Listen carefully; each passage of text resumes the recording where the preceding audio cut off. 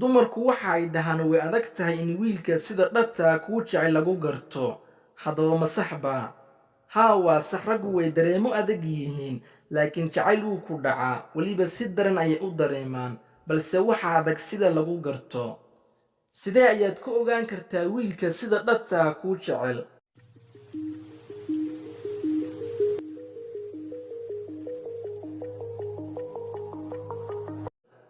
Ku soo dhawow muuqaal aan kaga hadlayo sida aad ku ogaan karto wiilka sida dhabta ah kuu jecel iyo calaamadaha lagu garto. Halkani waxaan kugu soo gudbin doonaa 8 calaamadood aad ku ogaan karto wiilka sida dhabta ah kuu jecel.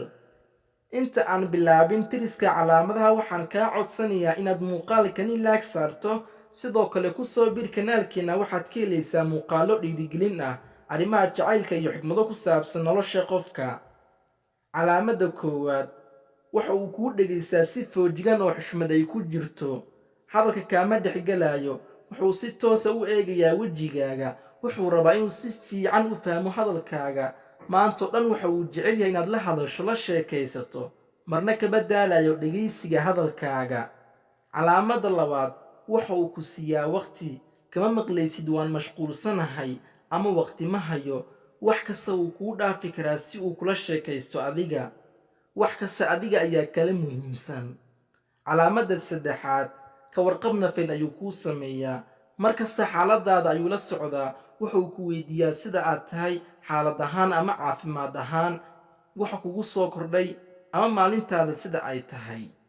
Calaamada afaraad, waxa uu kuu fiiriyaa si ka duwan sida dad kale uu u fiiriyo. Marka xaggaaga uu soo jileeco, waxa uu kugu soo eegayaa indho naxariis ay ka muuqato. Labada sunniyo ayuu kor xoogaa u qaadayaa, kadibna wuu kuu dhoola caddeeyaa. Calaamada shanaad, waxa uu kugu jecel yahay sida aad tahay. Qaabka muuqaaga uu yahay ayuu kugu jecel yahay.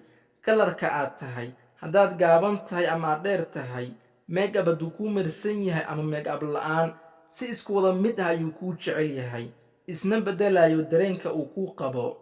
Calaamada lixaad, dadka oo idil waad kaga duwan tahay isaga. Wuxuu aaminsan yahay in adiga aad tahay qof aanan la heli karin, adiga inaad tahay dumartan ugu quruxda badan uguna dabeecadda wanaagsan. Wuxuu sidoo kale aaminsan yahay haddii adiga aad ka tagto inuusan heli doonin qof adiga kula mid ah. Calaamada toddobaad, wuu kuu xiisaa. Fariin ayuu kuu soo diraa marka saacado aad kala maqnaataan. Waxa uu kuu sheegaa inuu si aad ah kugu xiisay. waxaad ka dareemi kartaa fariintiisa ama hadalkiisa xisitaanka aadka u ballaaran ee uu ku xiisay adiga. Calaamada sideedaad, waxa uu jecel yahay in wax ka ogaado hadafyada aad hiigsanayso. Su'aalo ku saabsan ayuu ku weydiiyaa sida maxaad jeceshahay inaad mustaqbalka noqotid, sida aad rabto inaad u noolaatid. Waxa uu sidoo kale kugu dhiirigeliyaa ka dhabaynta riyooyinkaaga. Caqabad kastoo ku soo wajahda wuxuu kaaga dhigaa wax sahlan oo laga gudbi karo. Niyadda ayuu kuu dhisaa.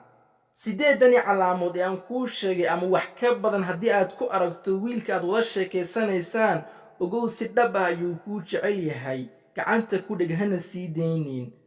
Aad ayay u adag tahay inaad dejid qof si dhab ah kuu jecel, adigana si fudud ha ku sii daynin. Haddii aad halkani soo gaartay, waxaan filaa inuu ku cajab geliyey muuqaalkan.